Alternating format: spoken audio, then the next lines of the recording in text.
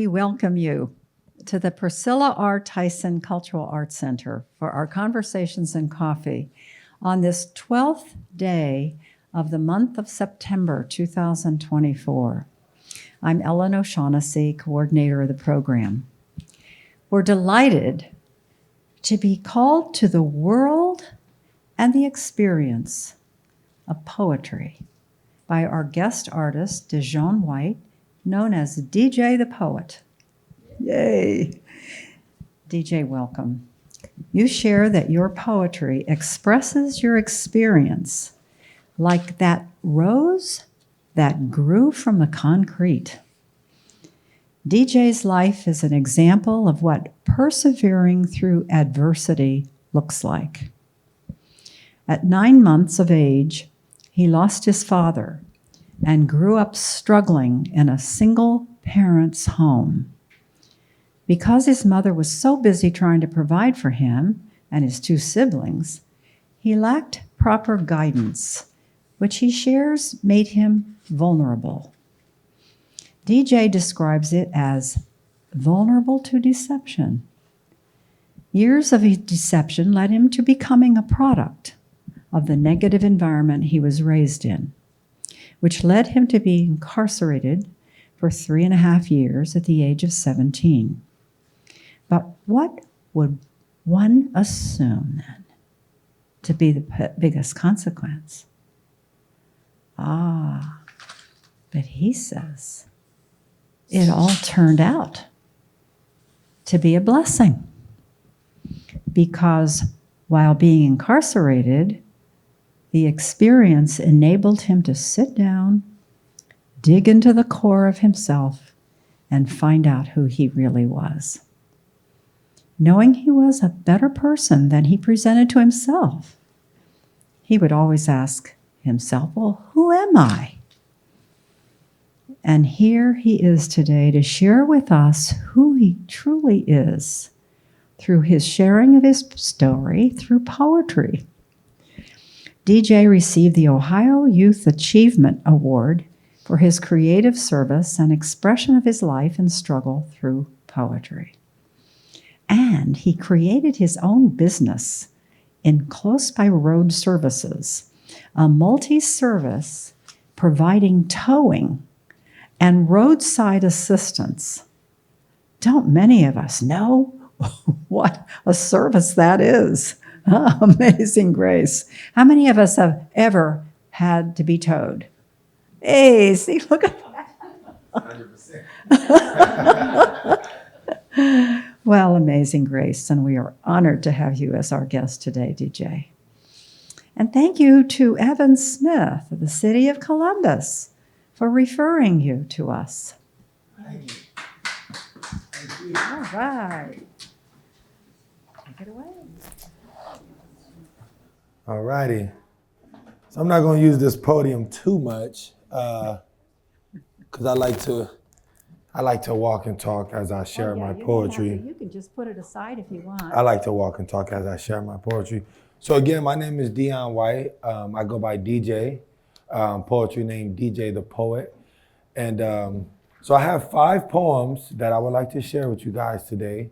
And after each poem, I'd like to have some conversation. If you guys got any questions of what inspired this poem or what's the meaning of this spoken word, feel free to ask me and we can elaborate on that before we go to the next one. So just to kind of piggyback on what she said just about where I found poetry. So I didn't know that I was a poet. I didn't know that I had that skill in me until I was incarcerated. And sometimes they always say you find the best part of you in your darkest moments. And while I was incarcerated, the things that I did to get incarcerated, I told myself, this isn't who I am. You know, this is a person that I present myself to be based off the environment that I was raised in. But this isn't who I am. I know that I'm a better person than I present myself. And as I was digging into the core of myself to really figure out who I was, it was hard for me to express the feelings and the emotions that I was going through with 2 other people. I never had a voice at home, and I never really had someone who I could open up and express myself to. So I just began to express myself to myself, just writing. I found out that I had an interest in words. I was very interested in learning new words and seeing how to apply these new words and sentences and things of such. So having that interest in words and also trying to find the outlet of how I can pour my emotions and get my emotions out created a poem. So the first poem that I ever created is called A Broken Love Cycle. So of course, while you're incarcerated, you're going through all of these emotions. And I had a girlfriend that after 3.5 years, of course she left, which I understand, but I was feeling something and I didn't know how to express it. So I wrote it in a poem, which was called A Broken Love Cycle. And it goes like this. A broken love cycle. This one goes out to the broken hearts, or for those whose love is similar to a steep they stepped in too deep and couldn't retrieve from the start. So now they're beneath something they believed was unseen and left with a wound they received that eventually will lead into internal bleeding. Exchanging your love with pain is like trading the sun with rain, and the clouds that dwell over your head is putting your brain in a opposite stage of saying so now. You feel as if your love has been impeached and you're left with mixed emotions. And the feeling you once felt was love is floating in the air, and trying to grab it is too much commotion, so you stare and visualize a scene that once was a dream come true. So we all know the truth of the scenario in advance, but the feeling you once felt you feel is worth another chance, so you aim and shoot, praying, hoping that it lands, and if it does, you're left wishing that the love you once thought you had becomes real and expands into something we can only pretend. But if you don't understand the words that were recently spoken, I'll explain. See, I received the key to a heart that refused to open due to pain and unleashed an uncommon cycle of love that was yet broken once again. See, some say love is pain, but I say pain is love. I mean, honestly, what is love without the pain? If love would cost, then pain's the price that we'll be paying. A relationship ain't a relationship without the arguments. It's kind of like a businessman selling his merchandise with no one to bargain with. See, real love is hard to find, like a needle in a haystack. But with faith, you can always chase real love and it'll chase back, and you can't replace that because real love never dies. And we all know that true love's really blind, so we close our eyes and picture love. It's like a combination of emotions and this feeling that you just can't get enough. Deep affection and romance in one's direction, and if ever neglected, we're feeling overprotective. Deeply stressing when the love is ever tested, but each impression makes you feel like she's a blessing. That's love. So that was my first poem. That was my first ever poem. Thank you, thank you, thank you. And you were writing that when you were incarcerated. Yeah, so I wrote that while I was incarcerated. And that was my first poem where I was like, I like this spoken word thing. I like this thing, and I shared it. And of course, I was around other people who were incarcerated who were feeling the same feelings. So they would express, they would let me know like, hey, I have those same feelings and things of such. So they grasped to it and they encouraged me, man, keep writing, keep writing, keep writing. And that encouragement, it pushed me. It pushed me to want to do more, right? So as I was incarcerated, a month before I got incarcerated, I was notified by a female that I was talking to that she was pregnant and that she was having the baby the next month. So I got incarcerated September and was told that I was having a baby in October, right? And I always told myself, see, I grew up 9 months of age with no father, right? At 9 months of age, I didn't have a father. So I never experienced a male role model. My mother wasn't a mother to have men running in and out of the house and things of such. My mother had me at 40. So when I was a teenager, my mother was already in her elder years, and she didn't really care to have a boyfriend and things of such. So I never had a male role model growing in. So one thing that I always told myself, because it was a struggle for me when I was young, I would go like to the park and see people playing with their dads. And I would be like, man, I never experienced that. Like I would love to see what that feels like, or getting picked up from school. I'll see a lot of my friends getting picked up by their dads. And I'm like, man, I never experienced that. I want to know what that feels like. So it was like a promise to myself. If I ever had a kid, I would never, ever, ever put him through what I went through, right? I felt abandoned. I felt that, abandonment. And it was like, why would you make the choices that you made to not be in our lives? So as I pondered on that thought and I started to get into poetry, it was only right that I made a poem in that nature, because the feeling that I felt growing up as a kid, I feel like I was allowing this kid to experience, because here I am, the day he's born, I'm not there to see it. His first word, his first step, I'm not there to see it, right? So the man that I said that I never wanted to be, I felt like I became. So I made a poem called Lives of Abandonment. And it goes like this. Have you ever felt the feeling of abandonment? The physical pain it does mentally is a feeling some just can't handle, because the thought of being forsaken strikes harder than a bullet, and you just can't take it when you're constantly waiting on something that's never going to arrive. Well, if you look deep enough into my eyes, you'll seek a slow leak of abandonment. At the age of 9 months, I not only lost my father, but I lost myself when I came of age to realize and understand how valuable just one man would have been in my life, had he been in my life. But due to the streets and him, quote unquote, earning stripes, he missed out on encountering his blessing. But I still never found out the answers to some questions a son can only get from his father's perspective, like how to treat a woman or how to be a man. So growing up, it was rough when 1 out of every 5 kids didn't have a father, and I was one of those ones. So I swore on my life, if I ever had a son growing up, he would never experience that pain. But sure enough, it was easier said than done. But let me take you back a little bit. Since my father wasn't there to answer those questions, the streets did. And the streets said, never trust a woman, and dog her every chance you get, and a real man is the one who ride with his boys and don't snitch. So being obedient to my father, that's exactly what I did.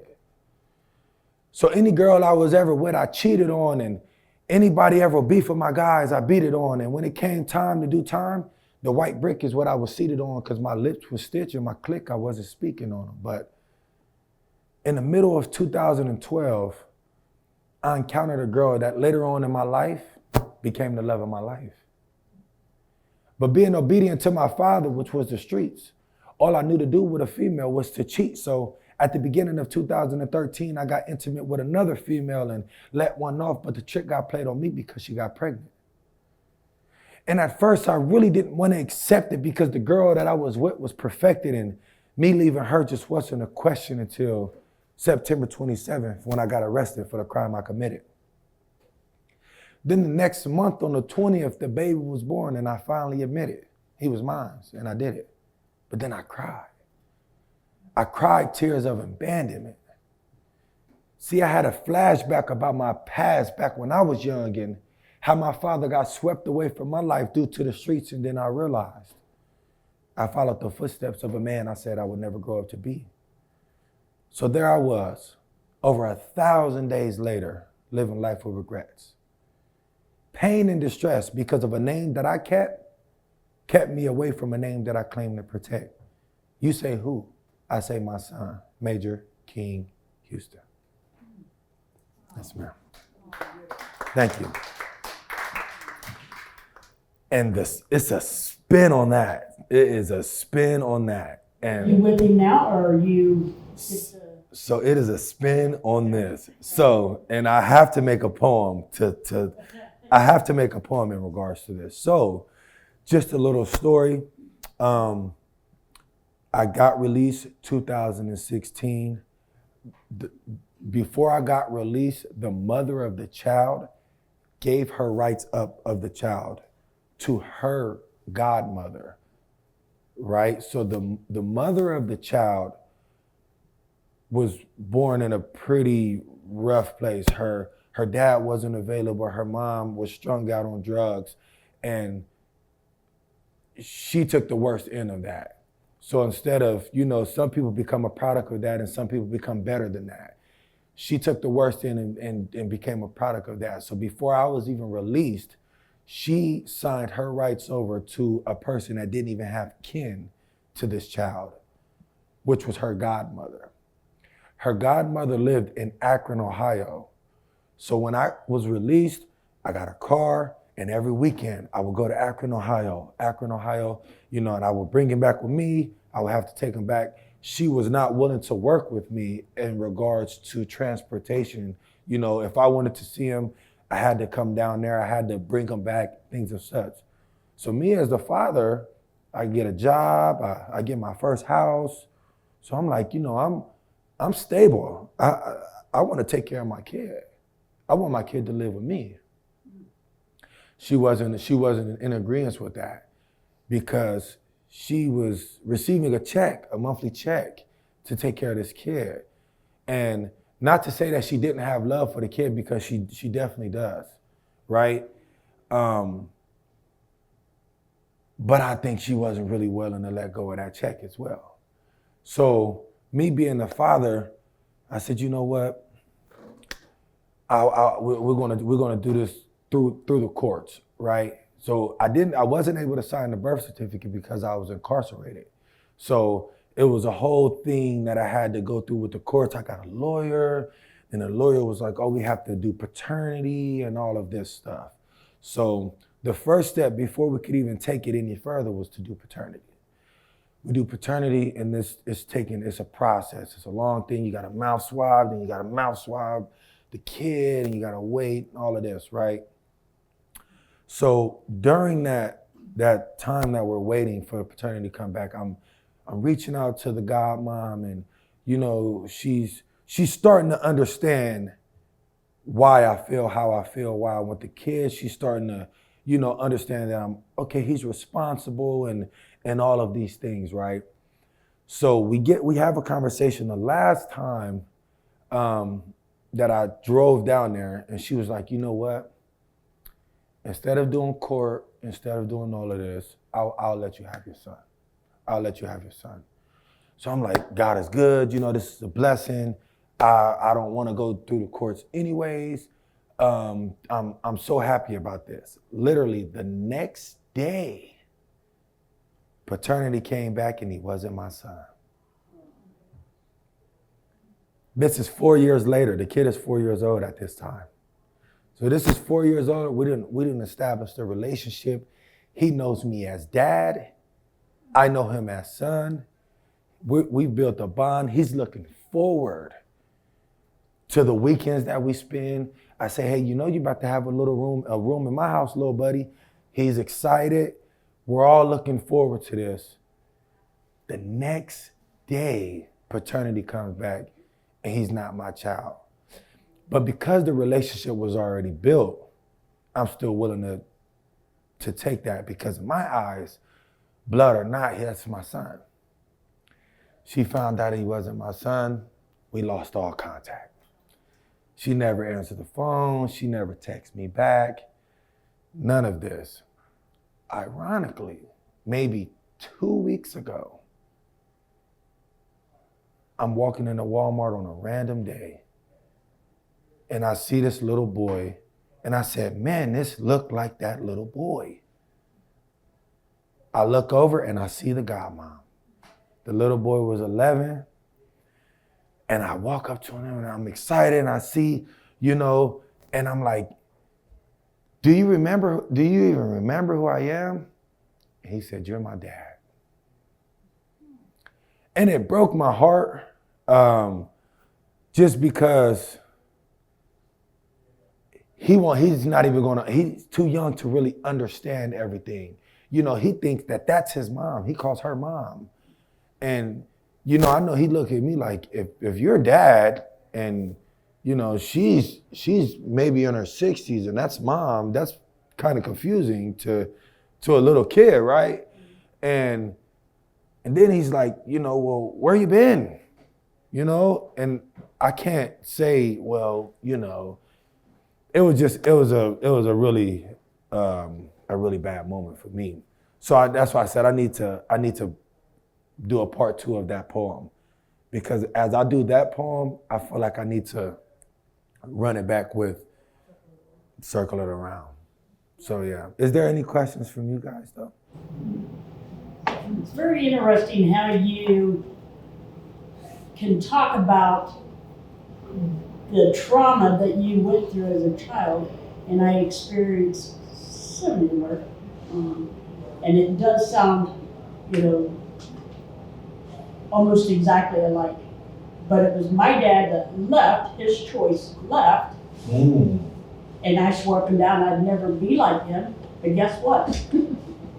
Just like him, you know, and I left my kids, and to the point that I started the drugs and the alcohol, you know, thank God I was never caught, but I never went around them because I was doing these. And then once I decided, you know, this is really dumb, I swore it down I'd never do this, you know, then the relationship started to build again. But it was, you know, a few years that it went on. And it's crazy because it's like, no matter, you know, the demographic, or we all can share that similar story. You know, like a lot of people I would never have known if I just walked down the street and saw you that we share that same story. You know, so that's why I like these type of events and, you know, these type of conversations that we can just be open with each other.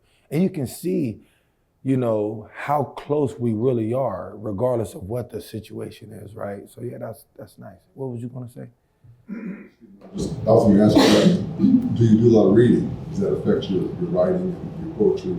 Yeah. So I really got into reading when I was incarcerated, and that's what got me, that's what started the word, like I liked words, because I would read, and at the beginning my reading level wasn't really up to par where it needed to be. So certain words, it's like, man, this is a big word. I don't understand what this is, but I want to be able to say it. You know what I mean? I want to be able to use this word. And as I start reading, you know, I feel like reading itself just opens up your mental, you know, into a whole nother world, right? And as your mental is that open for me for poetry, you can spread more, you can share more, you know. So yeah, most definitely. I just want to make a comment about what she was saying. When I was younger, my dad was in the service, and he did a lot of missions. He was away from the family. And so I kind of, at some point, started kind of resenting the fact that I didn't have him around. It's like, where's Dale? You know, kids play with their dads, and I didn't have that experience like I thought I should. So I grew up and had a son and told myself I'm never going to let that happen, right? And at some point, I saw my son with that same, you know, Dad, where you going? What do you got? Why are you always so busy doing other things? And I realized, okay, I'll become that guy, you know. And then at some point, he called me one day on the phone. He was grown. He had a son. He said, Dad, I don't understand. And that really hit me hard because for years, there was that block between us that I really felt that way. But when he called and said that, it was like, wow, now he knew. I understand. He understood that we don't want to do these things a certain way, but it just happens. And it's not always by choice.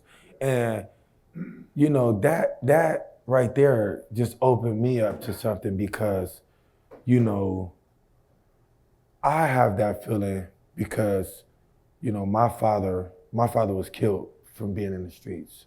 You know, you have that feeling because you made the choice to say, oh, I walked away, right? You have the feeling because your dad was there, but he was out working and doing service and things of such. So these are 3 different scenarios that's bringing this same feeling, of resentment or abandonment, right? Because you crave that, right? So that kind of just hit home for me it opened my eyes more that it's like, it's not just from death that people encounter that feeling. It's not just their father dying, right? It's regardless of what the situation is, it's just the father not being present as much as the kid craves or desires. So that was crazy. 3 different scenarios that brings the same feeling. So, yeah, that was, yes, ma'am. Did you find like a male role model? Did you find a man who could be a role model? Well, I did. So I actually found, so his name is Torrey Kershaw, and he was the chaplain and our pastor while we was incarcerated. But he was more than just a chaplain. For me, he was a mentor. He was a father figure, and he introduced me to so much in my life. And even, once I got released, he stayed connected to me, and he uplifted me, and he encouraged me, and he pushed me, right? And he held me accountable as a father. And, I'm a believer of God, and I feel God makes no mistakes. And I feel like I was placed in that situation to not only find who I was, but find people like that to help me become who I am today. Just a small part of the story, while I was incarcerated, and I had that paradigm shift to say, I'm going to change the way that I'm thinking. I started involving myself in more activities and programs and workshops and things like that. And there was a workshop that came in from a guy named Terry Green, who runs a nonprofit organization called Think, Make, Live, which is more like a social enterprise that's geared towards empowering disadvantaged youth. So when he came, I was front seat. He's doing this presentation and he's doing this PowerPoint. And I'm like, man, I want to be a part of your nonprofit. And then once I was released, I received the Ohio Youth Achievement Award, where he just so happened to be the MC, right? So everything comes back full circle. So he just happens to be the MC at this event where I'm receiving this award. So I'm like, hey man, you remember me? Because I remember you. I was sitting there for, this 6 months ago, I was in the front row. And I'm like, man, I want to speak. I want to do motivational speeches. He's geared towards empowering disadvantaged youth. I'm like, I got a passion to help youth. I can relate. At this moment, I was 21. So I'm like, I'm not too far away from the guys that you're talking to. I'm in the same shoes as them. So it'll be more relatable.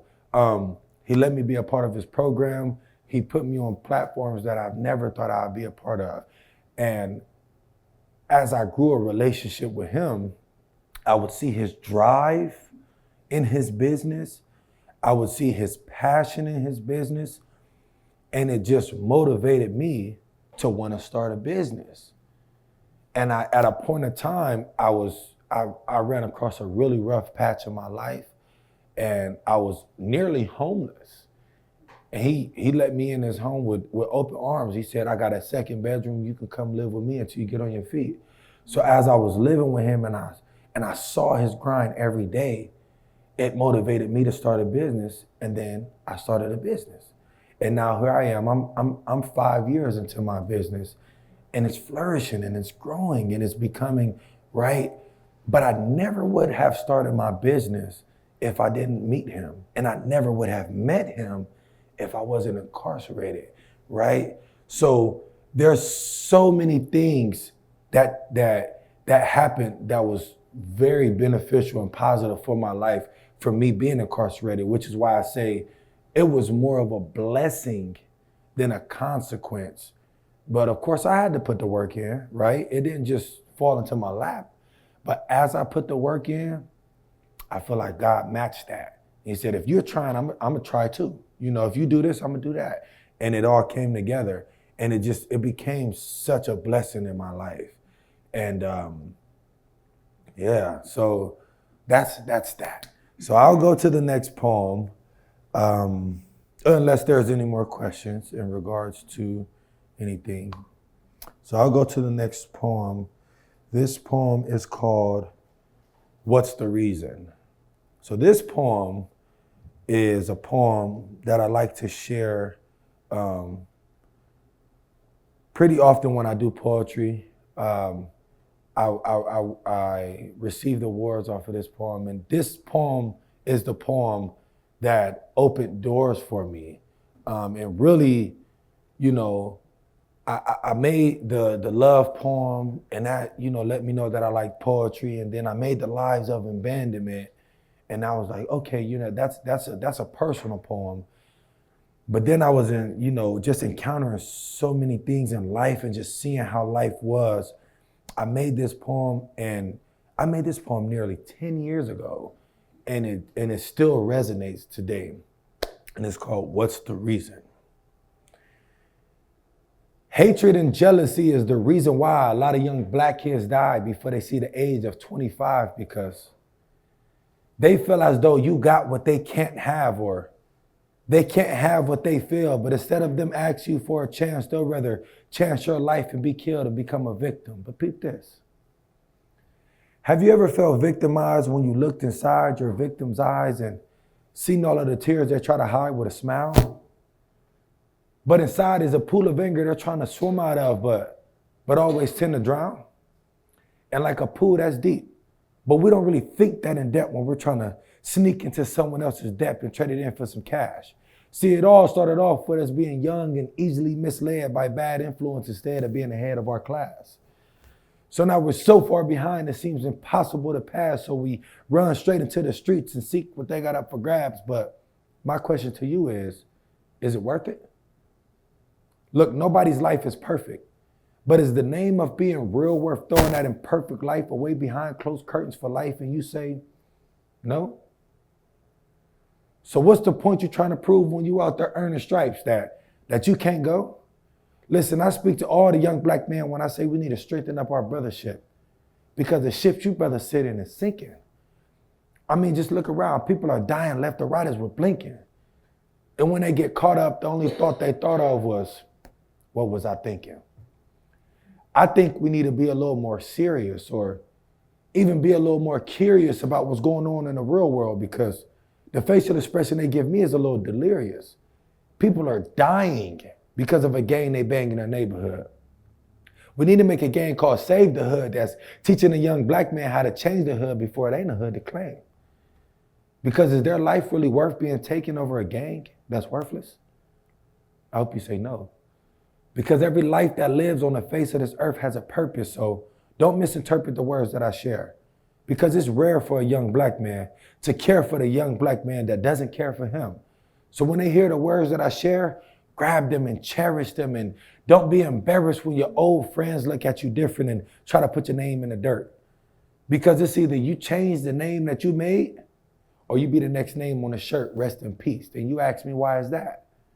And I say, because they hate you, and because they're jealous. And remember, hatred and jealousy is the reason why a lot of young Black kids die before they see the age of 25, because they feel as though you got what they can't have, or they can't have what they feel. But instead of them asking you for a chance, they'll rather chance your life and be killed and become a victim. So use your brain and don't fall in the game of the system. Yeah. That's right. Thank you. Thank you. So I love that poem right there. So you're an inspirational speaker as well? Yes, and you ma'am. go to different boys clubs and stuff? And Yes, ma'am. So so right now, like a lot of the targeted areas is like juvenile facilities. We're in certain churches, schools, mainly like high schools to get the kids like in high schools, some middle schools. And then we create different workshops and things like that. So I'm a part of the Think, Make, Live nonprofit. Then there's another nonprofit organization called Starts Within from a guy named Carlos Christian. It's his nonprofit organization, and he really targets the youth that's like in jail, right? And it's like, okay, you see what happened if you're living like this. Let me try to shift your paradigm and show you what we need to do to change so you don't end up in prison, so you don't end up dead, so you don't throw your life away. Because when you're a juvenile, you're locked up in a juvenile facility, you got a second chance, because when you turn 18, you're not a felon. You don't have a felony on your record. You know, you got a fresh start. So he tried to target those youth to let them know, hey, you're going down the wrong path. And if you continue to go down the wrong path, this is what it looks like. If you make that transition, this is what it looks like. So we definitely be like full throttle, man, with the youth. And one of the things that I preach to the youth a lot is to not allow their temptation to be stronger than their discipline, right? And I mean, I feel like that can apply for even us as adults, right? You know, just on a small example, if I have a goal to lose weight, you know, I might be tempted to get a piece of candy or some McDonald's, but I gotta be disciplined to not eat that stuff because it's not helping me get towards my goal, right? So that's in all aspects of life, right? So I preach a lot about not letting your temptation be stronger than your discipline, because a disciplined person is the one who grows to be the person who he wants to be. And a person that always falls victim of their temptation is a weak person, right? So, you know, I'm not gonna get all into the motivational speaking right now, you know, but yeah, it's definitely a beautiful thing. Any questions? Yeah, I do have another one. Want to go back to what you were saying as far as you be taken in by your pastor because you lost your job, or you started sliding down? Did you start to turn back? So at the beginning, to be honest, I was straddling the fence. I was like a 1 foot in, 1 foot out guy, right? I saw the change, right? And like the grass is really greener on the other side. But sometimes it's hard to make those sacrifices. You know, it's like, I don't really want my friends to look at me like this, and I don't want to lose these people in my corner. So I'm gonna still do the things to make them happy, right? But I want to still be able to preach this word. But then I started to see how contradicting my actions was, right? I can't come to a workshop and have a motivational speak and leave there and go sell some weed. It doesn't match. And I feel like, you know, I'm a believer, so I always kind of go back to God, right? God was holding me accountable. And he like, listen, if you do good, I got you. But if this straddling the fence thing ain't gonna work, right? And the devil always working too. So I feel like as I was straddling the fence, my life was declining. You know, I wasn't progressively elevating. I was progressively going down. And then I got rock bottom. I lost my car. I lost my house. I lost everything, you know, but I saw how many doors was open when I was full throttle and when I was giving it 100%. And then I see how many doors was closing once I start straddling the fence. So it really opened my eyes to be like, man, you know what? You can't do a 1 foot in, 1 foot out thing. You either gonna be all the way this way or you're gonna be all the way this way. And I just did 3.5 years being all the way this way, so I know what that's going to bring me, right? You'll be on top for a little while, but you're going to always fall down because that's just the way that the world works, right? You receive. It's a byproduct of what you put out, right? If I put out a lot of positive, a byproduct of that is positive comes back to me. The same with negative. So I started to see the more negative that I was putting out, the more bad that was happening in my life, you know? So then I just had to make the change, and then it really just helped me out being able to live with him. And I was under him 24/7. So it's like certain things is just not even allowed in this house. I have enough respect for him to not even do certain things around him. And as I started to see, you know, even through his ups and downs, because business isn't always on the up and up, you know? So even when his business was not on the up and up, he stayed motivated. He stayed consistent. He never went back and said, all right, well, I'm just selling little drugs, or so that it showed me, like, regardless of whatever the time is, you got to stay on the right path. And it encouraged me, and he helped change me, and he helped my transition, and just was teaching me so much. I was with him I think I lived with him for like 2.5 years, month in and month out. He's like, hey, you're going to come to this event with me. Hey, you're going to do this, you're going to do that. And all of those things that I was able to see and experience, he was taking me to different states and different cities, and we were talking, and we were gathering, and we were connecting with other people and networking and building opportunity. And he showed me, like, man, this is what it's all about, because the networking is what opened the doors, right? I had an interview with a company named CVRs, which is how I met these guys. These guys introduced me to her, right? We don't know where this is going to take me. So as I started to see the power in that, it made it easier for me to transition. Yep. You bring to my mind and my heart a student in East Harlem. It's as though he's standing right there with you. I was teaching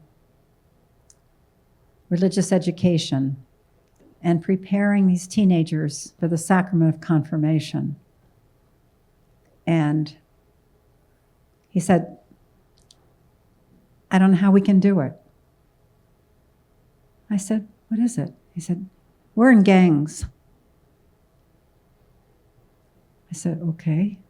He said, not okay. They'll kill us if we get out of them. And so I said, what do we do? He said, I don't know. So can we continue? And so I said, well, how would you feel safe if we could get home after school? If we tell them we're out of this gang, we're not safe going from the public school home. So you know what I did? What do you think I did? Took them home. I called the police, and I asked them to escort the students home. And it was day after day, and after a while, no one was murdered. And Jesus said, we're all alive, as we would meet. Well, that sacrament of that confirmation with the bishop coming and everybody, it was the greatest celebration. And it was the decision-making on his part that I'm hearing in you, right out of your very center. Wow. Thank you. Thank you for Thank you. recalling in me that experience. Mm-hmm. Most definitely. Mm-hmm. Any more questions? Was rap a big influence? Because I don't know too much of rap, but the early things like the Last Poets, like in this, when they started to put poetry to rhythm. And I just wonder, because your poetry has a lot of rhythm, and you have it memorized, and as far as we can tell, you got it like almost like a song kind of, because I just wondered if rap was a big influence. I think music period is definitely influential. I mean, even today, music is definitely influential, and it definitely plays a part of why I started poetry. Because like I was explaining to you over the phone, because I didn't really have someone to like speak to or cope with and things like that, music helped me release my emotions. Because there's a song that talks about however you feel, right? So whatever my emotion was, I would kind of center back. I'm more of an R&B guy, but I would center back to like some form of R&B or a song that helps me release that emotion, right? So I definitely think that played a part, yeah, definitely. It's almost like when you're reciting it, you say how you move around, like I do a lot of walking, and it sounds like you're walking, like you're walking it out, you're thinking it's got the rhythm to it. Yeah.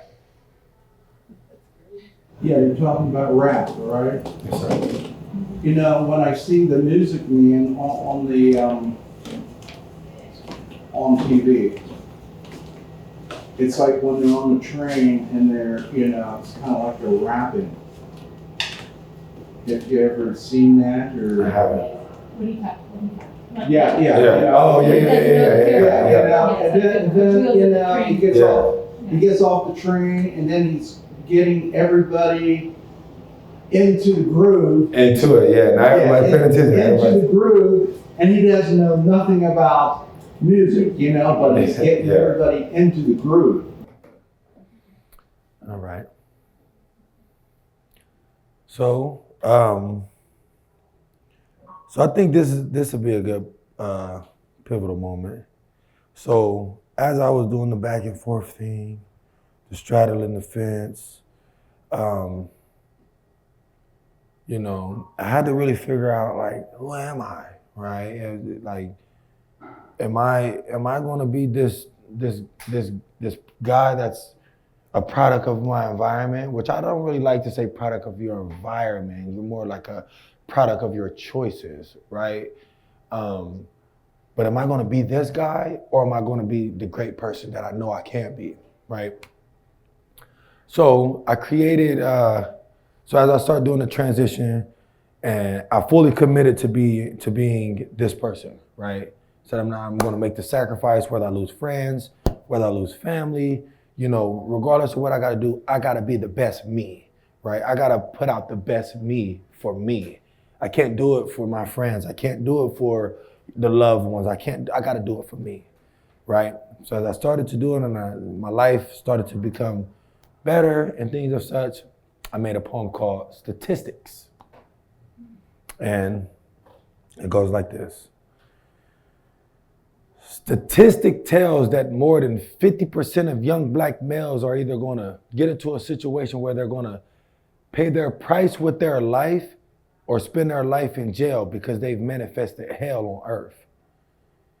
And it hurts because the system is setting us up to fail from birth. So it's hard for us to tell our worth, because growing up, all we felt was worthless.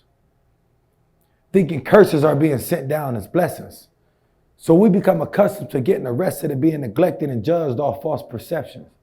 Not really having our own discretion or whether or not we want to go down the wrong direction, because this deceptive system subliminally compels us to believe that this is who we want to be. So when I close my eyes to picture the person that I want to see when I grow up, he never showed up.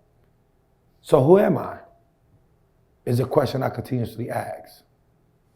Because the system said it's a fact, because I'm black, by 25, I'll be dead. But I knew there was a lie, because there was a part of me that deep down in the heart of me believed greatness was the start of me. So then I asked myself again, who am I? Maybe the start of something great. But through the eyes of the stereotypical people, I can be nothing more than a ward of the state, which leaves me torn, broken, and I'm still mourning for a break, hoping that one day I'll be able to escape and run away from the streets I was admiring and prove that I'll be more than a product of my environment. So when they ask me, who am I simply respond saying someone that everyone thought that I couldn't be. See, they told me that I'll be nothing, and the future that lies ahead of me is farther than I can see. But now I sit back, laugh, and tell them that I'll be something, and the future that lies ahead of me is destined for me to reach. And I know this because I've reached it. Yeah. Thank you. Thank you. Thank you. Thank you.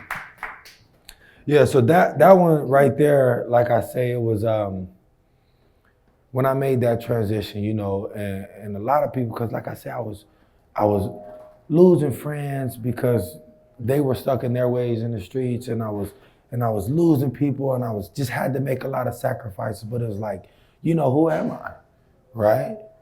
And I felt like I had the greatness inside me. I have the potential, but as we all know, potential is really nothing but like a purpose that hasn't been fulfilled, right? You can have potential to do something all day, But unless you fulfill that and make it a purpose, it's going to be nothing but potential. So I said, I got to just stop saying, man, I got potential to be great. You know, I got potential to be a poet. I gotta really do this thing and make it a purpose, right? And I gotta do it on purpose. I gotta do my purpose on purpose, right? And as I started to do that, I started to wake up and I started to realize like what my calling was, you know, what my passion is, you know, and I started to just live in that, and I lived in it. And as I started to live in it, doors started to open, opportunities started to present itself, and my life started to change. And I could see how impactful my words was to others and how it changed them, how it would change their perception of things, right? How it would change their perspective on things like that. So, and it just made me keep going and keep going. So if we got any questions, and if not, yep. And comment on these individuals that you meet in your workshops or your ministries to different places to see the young people, how you're able to encourage them with word. You run into people that are creative like yourself. Are they able to like tap into what you're doing and maybe be influenced by that and start doing their own thing? Yeah, so you know, it's crazy because there's been times like, because we often go back into the same places, right? We go to a place and we might go back maybe 3 months later, 6 months later, things like that. And there's been a number of times where someone said, you know, hey, your poem inspired me to do a poem. Let me share my poetry, you know, and they might have a whole book of poetry now, right? And it's like a each one teach one type of moment, you know what I mean? And it makes me feel like I'm doing what I'm supposed to do. You know what I mean? I'm just planting seeds. That's all I'm doing is planting seeds. And some people are watering those seeds. And what grows out is the greatness that's in them, you know? So whether it's poetry, whether it's writing, whether it's whatever, people, as they hear my story, right? Because we all have our own story. We all have our own testimony and things of such. So as I dive into my story, which is so relatable to the kids and the youth that I'm talking to, but then I show them like, you know, the transition and how possible it is, and, you know, how I'm not perfect even today, you know, but it's still possible. And it just, sometimes it encourages them and it gives them that much hope. And I think for me, it's a little easier to influence them because I'm still younger, right? A lot of young kids look at older people like, you're supposed to tell me that. You know what I mean? You're older, you're supposed to tell me that. You don't really care, right? But I'm 21, 22, 23, 24, talking to 17, 18, 19, 20. We're all the same. You know what I mean? So it's just a little easier for them to digest, opposed to if you go tell them, they're gonna be like, you're supposed to tell me that. You know what I mean? You just, you know, yeah, come on, old man, you ain't, you know. So it's a little easier for them to digest it, and I try to take advantage before my grades come in, you know what I mean? I'm trying to take advantage and change as many lives as I can before. I'm 28 now. So they starting to look at me like, you know, I'm 17, you almost 30.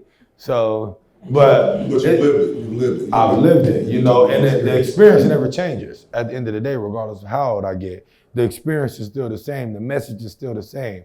So it's still as impactful, you know what I mean? Well, I want to encourage you to keep going. Beautiful. Oh, thank you, man. I appreciate it. Most definitely. Just what he just said, it's like, I can see in you your passion for this. Your eyes just gleam. I mean, you've got sparkles in your eyes like you have a purpose and you know what it is and you're going after it. Yes, ma'am. Definitely. So I got this last poem that I want to share with you guys. So this was a poem that I created, I can't remember the year, but it was centered around like Black History Month, and it was a poem that was asked to be created for Black History Month in that nature. And it's called A Deceived Generation. So a lot of my poems is kind of around the same topic because of what my passion is and what and I try to use my poetry that's how I open the doors, that's how I catch the attention, and then I go into my stories. So this one is called A Deceived Generation. I feel this generation of Black males has been deceived due to the lack of knowledge they received growing up. Well, and of course their fathers not showing up had a big role in it. So now the life they were supposed to fulfill, they feel has a big hole in it, and their so-called dreams doesn't seem so inspiring. So they all tend to fall into a product of their environment. But instead of building their integrity, they emulate celebrities that shoot guns and sell drugs. So now the only thing left in our race is the face of a thug, because we act as if we are, but we're not. I mean, how is it that we become desensitized to one of our brothers being shot by another brother, but when a cop shoots one of our brothers, we're ready to plot on a boycott? Boy, stop with all the foolishness. And I'm not saying that the cop's not wrong, but is it right when we're doing it? No. But we still continue to pursuing it. I've seen more Black males wearing a rest in peace shirt than an employee shirt. And that's real talk. And it's sad to say that more Black males graduate from the juvenile system to the adults rather than their class, when in the past our ancestors fought for our future to be present. So why we living in a future where we'll shoot you in a second? Brothers killing brothers for a block that don't respect them. Now the cops is on the watch and they plotting for a victim. So many things have changed over the years and slid through the cracks as we aged. I mean, you'll hear people yelling, stop busing, when back in the days, Rosa Parks was yelling, bus stop. Bus stop, trying to make me move my feet because I'm not about to lose my seat to a person that should live by the same rules as me. And usually she would have moved her seat eventually. But at this time of day, she said, I'm not moving by any means, even if it means I'm going to see the penitentiary, because I'm sick and tired of being sick and tired and being treated differently when the difference never made sense to me. But you want to know a thing that doesn't make sense to me? It's how we went from fighting with one another to fighting and killing another one of the brothers on our team. See, I once had a dream, like Martin Luther King said, but mine is a little different. In my dream, I picture a world where girls are treated like queens instead of things we abuse or use for recreational purposes, and a place we could live where people don't die as kids or replace their life for life behind bars. Lord, I'm broken. Hoping and praying that one day, just one day, I'll see a better day. And if I'm ever able to see that day, I'll be able to say that I've seen and witnessed something that we've dreamed and pictured for so long. And if it comes into my hands, I'm going to grab it and hold on, because what I have in my possession is a change. And for that change, I'm going to fight every day and every night, every day and every night, every day and every night for my rights and what's right. I'm going to fight for my rights and what's right. Thank y'all. Thank y'all so much. Thank you. That was wonderful. Thank y'all so much. I appreciate this. I appreciate y'all coming out. Y'all listening to me. Y'all giving me this opportunity to share some poetry with y'all. And yeah, this is beautiful right here.